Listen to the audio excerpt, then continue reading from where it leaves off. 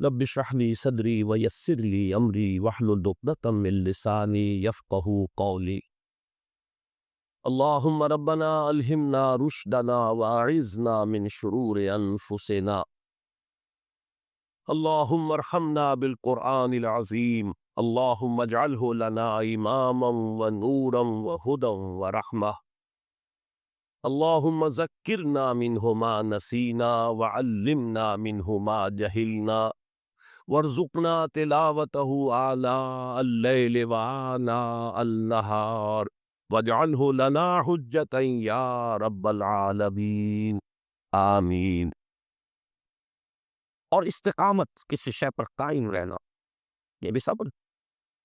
تو عمل صحیح پر استقامت کے لیے وَاصْبِرْ وَمَا صَبْرُكَ إِلَّا بِاللَّهِ، اس صبر کی سب سے اہم جو بنیاد ہے، اس کا جو سب سے بڑا ذریعہ ہے، اس کا جو سب سے بڑا سہارا ہے، وَمَا صَبْرُكَ إِلَّا بِاللَّهِ، اس کے لیے ضرورت ہے ایک گہرے تعلق کی کہ اللہ کے ساتھ ایک ایسا تعلق برقرار رہے جو نہ صرف گہرا ہو بلکہ دائم و قائم، مسلسل۔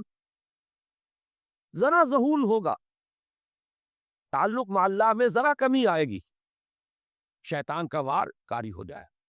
اسی کو حضور نے حدیث میں یوں تعبیر کیا ہے تمثیلاً کہ جو دل اللہ کی یاد سے غافل ہے، اس پر فارسی کا وہ مقولہ بھی ہے کہ خانہ خالی را دیو بھی گیرت، گھر خالی رہے تو جنات اس پر، دیو جو ہے آ کر قبضہ جما لیتے ہیں۔ تو خانہ قلب جو ہے اگر یاد خدا بندی سے خالی ہو گیا تو شیطان ابلیس لعین اپنی تھوتنی ٹکا دیتا ہے۔ یہ لفظ آتا ہے سور کے منہ کے لیے تھوتنی، جس طرح اس کا نکلا ہوا سا منہ ہوتا ہے آگے، یہ لفظ استعمال کیا گیا کہ وہ اپنی تھوتنی انسان کے دل پر جما کر اور پھوکے مارنی شروع کر دیتا۔ تو شیطان کو موقع ہی تب ملتا ہے جب انسان کے تعلق مع اللہ کے اندر کمی، وہ خانہ بالکل خالی ہو گیا ہو یا اتنا ضعیف ہو گیا ہو کہ کل عدم ہو جائے، ہو یا کہ نہیں۔ تیسری چیز کی طرف آئیے، روحانی ترقی۔ روحانی ترقی کے لیے میں ایک اصطلاح آپ کے سامنے لا رہا ہوں، اس سے مراد کیا ہے؟ روحانی ترقی کے لیے ہماری دینی اصطلاح ہے تقرب اللہ، اللہ سے قریب تر ہوتے چلے جانا۔ اس پر میرا کتابچہ بھی ہے۔ تقرب اللہ کے دو مدارج، دو درجے، جو در حقیقت ایک حدیث نبوی علیہ الصلوۃ والسلام ہی پر مبنی ہے کہ حضور نے ایک درجہ قرار دیا ہے تقرب بالفرائض، فرائض کے ذریعے سے انسان اللہ کا قرب حاصل کرے۔ ایک ہے تقرب بالنوافل، نوافل کے ذریعے سے اللہ کا قرب حاصل کرے۔ ان میں کیا نسبت و تناسب ہے؟ اہمیت کے اعتبار سے کون بڑھ کر ہے، بلندی کے اعتبار سے کون بڑھ کر ہے، یہ تمام مسائل میں نے اپنی اس تقریر میں بیان کیے تھے جو اس کتاب میں شائع ہوئی ہے۔ اس وقت میں اس کی تفصیل میں نہیں جا رہا، صرف یہ تذکرہ اس لیے کر رہا ہوں کہ جن کو بھی خواہش ہو جائے وہ اس کا مطالعہ کرے۔ ہماری اس وقت کی گفتگو سے وہ کتابچہ اس جگہ پر منسلک ہوگا۔ تو تقرب اللہ، یہ تقرب کوئی فزیکل فینومینن نہیں ہے، جسمانی یا مادی مسئلہ نہیں ہے۔ اللہ سے قرب یہ نہیں ہے کہ کوئی کروڑوں میل کا فاصلہ ہے، اب ہمیں وہ رسی پر چڑھنا ہے اوپر بڑی محنت اور مشقت سے۔ فصل تو ہے ہی نہیں، فاصلہ ہے، بعد ہے۔ نحن اقرب الیہ من حبل الورید، ہم تو انسان سے اس کی شہرگ سے بھی زیادہ قریب ہیں۔ هو معکم اینما کنتم، وہ تو تمہارے ساتھ ہی ہوتا ہے جہاں کہیں بھی تم ہو، بس صرف یہ کہ تمہاری توجہ نہیں ہوتی، تم اور چیزوں میں مشغول و مصروف رہتے ہو، تم ہماری طرف دھیان ہی نہیں دیتے، تم ہماری طرف متوجہ ہی نہیں ہوتے۔ ہم تو مائل بے کرم ہے، کوئی سائل ہی نہیں، راہ دکھلائیں کسے رہنم منزل ہی نہیں۔ انسان جب متوجہ ہو جاتا ہے اور بڑھتا ہے، آگے پیش قدمی کرتا ہے روحانی اعتبار سے، تو یہ ہے در حقیقت تقرب اللہ، اور اسی کو ہم کہیں گے روحانی ترقی۔ اب ان تین چیزوں کو اگر آپ نے ذہن میں جما لیا، اب پھر میری بات کی ترتیب اس کو ذہن میں قائم کیجئے۔ ہم چلے کہاں سے؟ دین کے ساتھ اصل مناسبت فلسفے کی نہیں، حکمت کی۔ نمبر دو، حکمت قرآنی کا پہلا اور اہم ترین اور بنیادی مسئلہ معرفت رب کا حصول، اس کا نتیجہ شکر خدا بندی ہے، اس کا ذریعہ آیات آفاقی، آیات انفسی، اور سب سے بڑھ کر آیات قرآنیہ ہے، جو الذکر ہے، جو تذکرہ ہے، جو ذکرہ ہے۔ لیکن اس پہلے مرحلے کو اگر کوئی انسان بفضل ہی تعالی، اللہ کے فضل و کرم سے طے کر لے، اب اس کے سامنے تین مسئلے، فکر کی مزید پیش رفت، مزید پیش قدمی صحیح رخ پر، اس کے لیے ذکر اور فکر دونوں کا امتزاج لازمی۔ فقر قرآن اختلاط ذکر و فکر، الذین یذکرون اللہ قیاما وقعودا وعلی جنوبہم ویتفکرون فی خلق السماوات والارض۔ دوسری شے، عمل کا درست رہنا، نہ افراط و تفریط ہو، عدم توازن ہو، نہ انسان نفس سے مغلوب ہو جائے، نہ انسان جذبات کی رو میں اندھا ہو جائے، نہ انسان ماحول سے مرعوب ہو کر متاثر ہو جائے، صحیح رخ پر اس کا عمل۔ نمبر تین، روحانی ترقی، جو اصل حاصل ہے، جو اصل مقصود ہے۔ نمبر دو چیز کے لیے تعلق مع اللہ ضروری، نمبر تین کے لیے تقرب اللہ۔ اب غور کیجئے، ان تینوں چیزوں کا بڑا گہرا تعلق ہے نماز کے ساتھ، ان تینوں کے لیے ستون کی حیثیت نماز کو ہے۔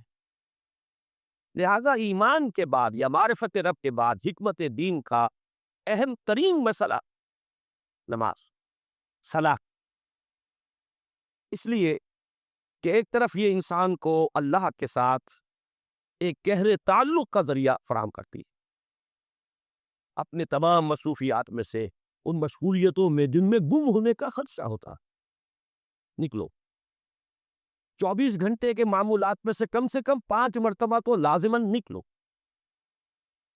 اور اپنے آپ کو ذرا، اپنے حواس کو بھی، اپنی باطنی کیفیات کو بھی ذرا تازہ کرو۔ اگر کوئی گندگی، نجاست، کسی طرح کی ناپاکی کا کوئی معاملہ ہے، طہارت حاصل، طہارت سے تمہارے اندر روح کو بھی بالندگی ہوگی، تمہارے حواس بھی تازہ ہوں گے، تم گویا کہ بحیثیت کل تمہاری ہستی چاق و چوبند ہو جائے، وہ کسل، وہ سستیاں، وہ جو ایک کثافتیں ہوتی ہیں، ان سب سے نجات حاصل کرو، اور اب اپنے رب کے حضور میں کھڑے ہو جاؤ، اس کے ساتھ اپنا عہد بھی تازہ کرو، اس کی اہم صفات کو بھی اپنے ذہن میں پھر مستحضر کرو۔ یہی وجہ ہے، دیکھیے میں نے جو آیات آپ کو شروع میں سنائی تھی، سورہ لقمان کی 2 آیتیں، پہلی آیت میں اس کا ترجمہ کر چکا، دوسری آیت وَلَقَدْ وَإِذْ قَالَ لُقْمَانُ لِابْنِهِ وَهُوَ يَعِظُهُ يَا بُنَيَّ لَا تُشْرِكْ بِاللَّهِ إِنَّ الشِّرْكَ لَظُلْمٌ عَظِيمٌ۔ اس کے بعد درمیان میں کچھ مضمون آ کر پھر وہ آیت مبارکہ آئی، یا بنی اقیم الصلاۃ وامر بالمعروف وانہی عن المنکر واصبر علی ما اصابک۔ گویا کہ اہم ترین چیز، بنیادی ترین چیز، اللہ کو محض پہچان لینا کافی نہیں ہے، یاد رکھنا ضروری ہے۔ اللہ یاد رہے گا تو فکر صحیح آگے بڑھے، اللہ یاد رہے گا اور اس کے ساتھ ایک گہرا تعلق جو ہے برقرار رہے گا تو عمل درست رہے۔ بالکل یہی بات سورہ طٰہٰ میں جو پہلی وحی حضرت موسیٰ علیہ السلام پر ہوئی، اور پہلا مخاطبہ ہے جو کہ حضرت موسیٰ کو یہ انبیاء کرام کے مقدس گروہ میں ایک امتیازی حیثیت حاصل ہے کہ ان سے براہ راست گفتگو ہوئی ہے، اگرچہ صرف ایک پردہ تھا، اوٹ من ورائے حجاب گفتگو ہوئی ہے، لیکن یہ کہ کوئی فرشتے کا درمیانی جو ہے وہ لنک نہیں تھا، براہ راست اللہ تعالیٰ نے حضرت موسیٰ علیہ السلام سے کلام فرمایا، کلم اللہ موسیٰ تکلیما، موسیٰ سے تو اللہ نے کلام فرمایا جیسے کہ کلام کیا جاتا ہے۔ تو پہلا مخاطبہ ہے، یہ پہلا مکالمہ ہے، پہلی وحی کہیے، اسی میں یہ الفاظ بھی موجود ہے، اننی انا اللہ لا الہ الا انا فاعبدنی واقم الصلاۃ لذکری۔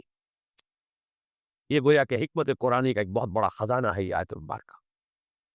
کہ خود حضرت موسیٰ علیہ السلام کو جو ہدایت دی جا رہی ہے، میں ہوں، میں اللہ، اننی انا اللہ لا الہ الا انا، میرے سوا کوئی معبود نہیں، فاعبدنی، بس میری بندگی، میری عبادت، میری پرستش، میری محبت، اس کو اختیار کرو۔ وَأَقِمِ الصَّلَاةَ لِذِكْرِي، اور نماز کو قائم رکھو میری یاد کے۔ بلکہ اسی سلسلہ کلام میں آگے چل کر سورہ طٰہٰ میں آتا ہے، کافی گفت و شنید کے بعد جب حضرت موسیٰ نے کچھ معذرت بھی کی، کچھ دعائیں بھی کی، اللہ نے ایک دعا قبول بھی کی کہ ان کے بھائی کو بھی شریک کر دیا، حضرت ہارون کو بھی۔ اس کے بعد پھر جب فرمایا کہ اب جاؤ فرعون کی طرف، تو اس میں فرمایا وَلَا تَنِيَا فِي ذِكْرِي، اور دیکھنا یہ جو عظیم مشن تمہارے کندھے پر آ گیا ہے، بڑا بھاری اور کٹھن ایک فرض ہے جو تم پر عائد ہو گیا ہے، اس کے لیے سب سے بڑی تمہارے پاس جو قوت کا ذریعہ ہے وہ نماز ہے۔ وَلَا تَنِيَا عَنْ ذِكْرِي، میری یاد میں کبھی غفلت نہ کرنا، اس میں کبھی کوئی کمی نہ آنے دینا۔ جیسا کہ میں نے عرض کیا تھا کہ جیسے ہی وہ تعلق جو ہے کمزور پڑتا ہے یا منقطع ہو جائے معاذ اللہ، تو پھر انسان گویا کہ شیطان کے لیے ایک لقمہ تر بن جاتا ہے۔ اب آپ غور کیجئے، تیسری شے تقرب اللہ، اس کے حوالے سے بھی جو فرائض اور نوافل کی بات ہے اس کو اس وقت ذہن سے نکال کر یہ سمجھیے کہ اس میں نماز کا کیا مقام ہے، اس لیے کہ نماز فرض بھی ہے، نماز نفل بھی ہے، وہ تو ان دونوں میں شریک ہو جائے گی۔ اب اس کو لفظ صلاۃ کے حوالے سے آپ ان دونوں چیزوں کو سمجھیں۔ صاد لام واو یا یہ چونکہ حروف علت ایک دوسرے سے بدلتے رہتے ہیں، یہ جو مادہ ہے اس کی جو خالص لغوی اصل ہے، جو خالص عربی زبان میں اس کا بنیادی مفہوم ہے، وہ آگ جلانا یا آگ تاپنا یا آگ سینکنا، حرارت حاصل۔ زیادہ بار بار آتا ہے جہنم کے ذکر میں، اسلوہا، اب چلو اس میں تاپو اس کو، یہ سینکے گی تمہیں۔ بلکہ تسقلون کا لفظ آیا ہے حضرت موسیٰ کے کلام میں، جب وہ گئے تھے کوہ طور پر، جب پہنچ گئے تو تھے آگ کی تلاش میں، لعلکم تسقلون، تو اپنے اہل خانہ سے یہی کہا تھا کہ مجھے کہیں وہ روشنی نظر آ رہی ہے، غالباً کوئی وہاں سے آگ مل سکے گی، ورنہ یہ کہ کوئی رہنمائی کو رستہ مجھے مل سکے گا، میں وہ آگ لے آؤں گا، کوئی چنگاری وہاں سے لے آؤں، لعلکم تسقلون، تاکہ تم، اب یہ اصطلاح در حقیقت باب استعال ہے، اور یہ تے یہاں پر کوئے کی شکل اختیار کر دی، تال طوبن یہ صورت اختیار کی صاد کی وجہ سے۔ بہرحال اس کا سب سے بنیادی مفہوم جو ہے وہ ہے تاپنا، سکائی حاصل کرنا، حرارت۔ اس کے حوالے سے سمجھ لیجئے کہ سب سے بنیادی تعلق اس کا جو ہے وہ روح کے ساتھ۔ روح میں محبت خداوندی کی آگ اگر ٹھنڈی پڑ گئی ہو، اگر محبت خداوندی کی حرارت میں کمی ہو گئی، تو اس کو اثر نو، جس کو کہ میں آج سوچ رہا تھا تو ایک لفظ ذہن میں آیا کہ جیسے بیٹری اس کو ریچارج کیا جاتا، اسی طریقے سے روح کے اندر محبت خداوندی کی اس حرارت کو اثر نو تازہ کرنا، یہ ہے در حقیقت نماز کا اصل کچھ۔ اس لیے کہ اس لفظ کا بنیادی مفہوم، اصل لغوی مفہوم تو یہ، اگرچہ اس کا سب سے زیادہ کثرت سے جو استعمال ہوتا ہے، اور لفظ صلاۃ جس سے در حقیقت جس تصور پر مبنی ہے وہ ہے اقدام، کسی کی طرف متوجہ ہونا اور پھر دعا۔ صلاۃ کا سب سے قریبی مفہوم لفظی جب بیان کیا جائے گا، اس سے مراد، اس کے معنی، تو دعا اس میں اہم ترین، کسی کی طرف توجہ کرنا، مناجات کرنا، گفتگو کرنا، مخاطبہ، مکالمہ، دعا، یہ در حقیقت صلاۃ کا سب سے بڑا اصطلاحی مفہوم ہے۔ لیکن جو اس کا مادہ ہے صاد لام واو یا صاد لام یا، اس کا اصل مفہوم جو ہے وہ تاپنا، حرارت حاصل کرنا۔ تو ان دونوں کے حوالے سے عرض کر رہا، وہ تاپنا اور حرارت حاصل کرنا وہ ہے روح کے اعتبار سے۔ وہ جو کہا اقبال نے کہ بجھی عشق کی آگ اندھیر ہے، مسلمان نہیں راہ کا ڈھیر۔ یہ عشق کی آگ جب بجھ جاتی ہے، در حقیقت یہی تو انسان کی روحانی موت ہے۔ جب یہ نہ رہے تو چاہے منطق میں بہت انسان ماہر ہو. مجھے اقبال کا ایک شعر یاد آیا تقابل کرتے ہوئے، ایک انسان محکوم اور ایک انسان خر، آزاد انسان، ان کی نفسیات میں جو بنیادی فرق علامہ اقبال نے مختلف مواقع پر بیان کیے ہیں. محکوم ہے بیگانہ اخلاص و مروت، ہر چند کے منطق کی دلیلوں میں ہے چالاک. تو منطق کی دلیلوں میں امکان چالاک ہو جائے اور وہ لغت ہائے حجازی کا وہ ایک خزانہ بن جائے، اسے تمام الفاظ کے معنی یاد ہو، وہ بڑے مسائل فقہ کے اسے ازبر ہو، جزیات بے انتہا جزیات جو ہے وہ مستحضر ہو، فلسفے کے بڑے بڑے مسئلے اس نے حل کر لیے ہیں، لیکن اگر روح میں وہ اللہ کی محبت کی آگ نہیں ہے، وہ تپش نہیں. بجھی عشق کی آگ اندھیر ہے مسلمان نہیں راکھتا تھے. اسی کے حوالے سے آج مجھے یاد آیا تھا کہ وہ جو بڑی سادہ سی ایک نظم ہے، اللہ تعالیٰ سے دعا یا رب دل مسلم کو وہ زندہ تمنا دے، اس میں بھی جو الفاظ آئے ہیں جو روح کو گرما دے اور قلب کو تڑپا، یہ ہے اصل جو مقصود ہے نماز. اور یہی وہ چیز ہے جیسا کہ میں نے عرض کیا تھا کہ نگاہوں سے اوچل، یہ پہلو سامنے ہے ہی نہیں، دوسرا پہلو سامنے ہے اور وہ بھی میرے نزدیک بہت اہم ہے، بہت بنیادی ہے، اس میں کوئی شک نہیں. لیکن یہ ہے بلند ترین پد پہ کہ تقرب اللہ، اس کے لیے در حقیقت یہ کس لیے درکار ہے؟ روح کے اندر عشق کی حرارت اور گرمی تازہ. بسا اوقات یہ اندر دب جاتی ہے، جیسے انگارہ ہوتا ہے آگ کا، اس کے اوپر خاک اور راکھ آ جاتی ہے، اندر کچھ ہوتی ہے. آگ دبی ہوئی سمجھ، آگ بجھی ہوئی نہ جان، اس دبی ہوئی آگ کو پھر ایک شعلہ بنانا، پھر اس کے اندر ایک حیات تازہ پیدا کرنا، یہ ہے نماز کا اہم ترین اور بلند ترین مقصد. لیکن اس کے ساتھ ہی اس نماز میں ذکر ہونا، اس کا یہ ذکر ہے. اور ذکر کی جب میں فہرست بیان کیا کرتا ہوں بہت سے حضرات کے سامنے ہوگا کہ ذکر کا در حقیقت مفہوم ہے استحضار اللہ فی القلب.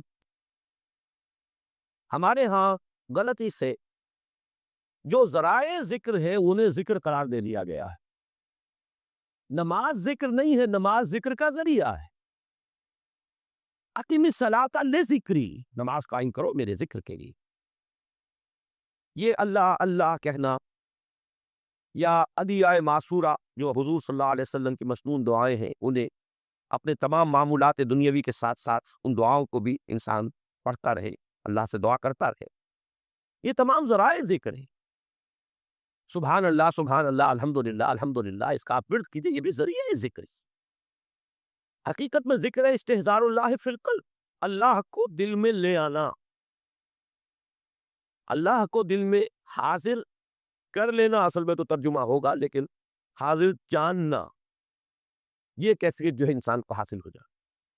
اب اس کے حوالے سے ذرا بات سمجھیے کہ ایک تو میں عرض کر چکا ہوں مجسم ذکر تو قرآن ہے، لہذا ذکر کی فہرست جب آپ کریں گے ذرائع ذکر تو ان میں سب سے پہلے قرآن آئے، اس لیے کہ وہ ہماری حکمت کے پہلے مسئلے کو حل کر رہا ہے، بنیادی مسئلہ، اہم ترین مسئلہ.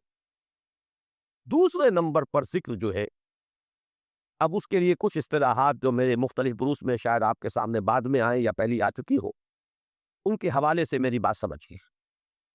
ایک ذکر غیابی ہے، تھرڈ پرسن میں، صیغہ غائب میں اللہ کی یاد کرنا، اللہ اکبر اللہ اکبر اللہ اکبر. اب یہ اللہ اکبر جو ہے یہ جملہ ہے اسمیہ خبریہ ہے، ایک حقیقت کی تکرار آپ کر رہے ہیں، اللہ سب سے بڑا ہے، اللہ سب سے بڑا ہے. سبحان اللہ سبحان اللہ سبحان اللہ، یہ در حقیقت ذکر غیابی ہے کہ آپ اس میں مخاطب نہیں ہے اللہ سے. ایک ذکر خطابی کہیں یا ذکر حضوری کہیں جس میں مکالمہ ہوگا، جس میں گفتگو ہوتی.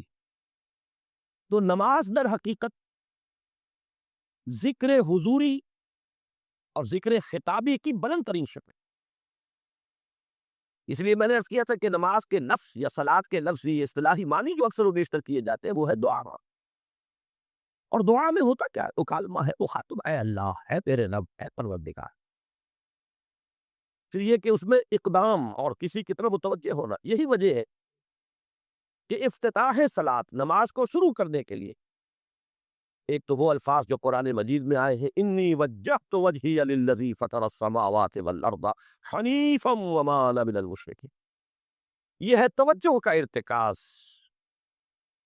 بشرطے کہ یہ صرف الفاظ ہی نہ نکل رہے ہو، واقعتاً یہ تعبیر ہو اس وقت کی انسان کی نفسیاتی کیفیت کی، کہ شعوری طور پر وہ فیصلہ کرتا ہے کہ اب میں منقطع ہو رہا ہوں، ہر چہار طرف سے اپنی توجہ کو ہٹا کر، ہر مسئلے سے اپنے آپ کو خالی و ذہن کر کے، یعنی ظاہری اور باطنی دونوں اعتبار سے میں اپنی توجہ کا ارتکاز کر رہا ہوں اس ذات کی طرف جس نے آسمانوں اور زمین کو پیدا کیا، اور بالکل یکسو ہو کر رہا۔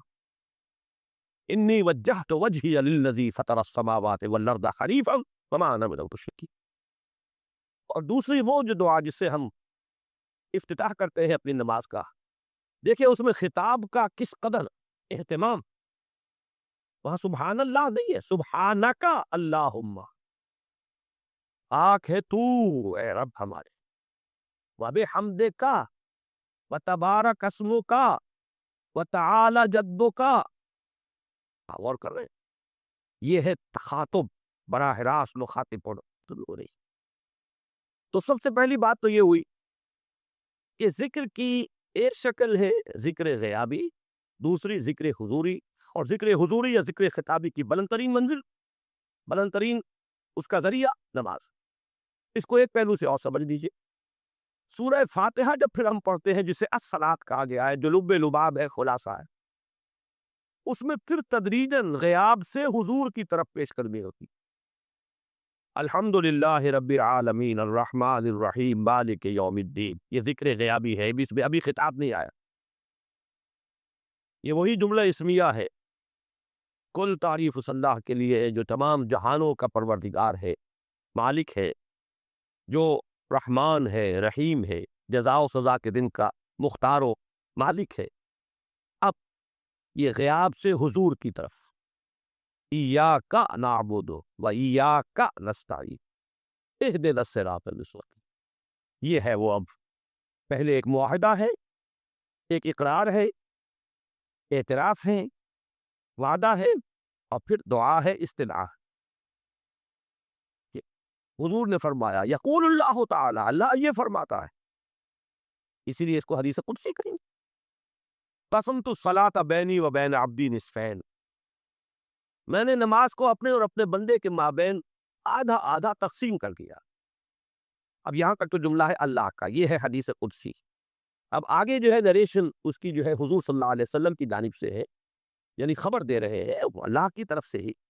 ایسے تو تمام احادیث ہی گویا کہ ہم سمجھتے ہیں انسپائرڈ تو اللہ کی طرف سے ہی ہے، لیکن یہ کہ جہاں صراحت ہو کہ اللہ کہتا ہے وہ حدیث قدسی ہے۔ تو یقول اللہ تعالی قسمت الصلاۃ بینی و بین عبدی نصفین، یہاں تک تو حدیث قدسی۔ اب دوسری عام حدیث ہے، اذا قال العبد الحمد للہ رب العالمین یقول اللہ تعالی حمدنی عبدی،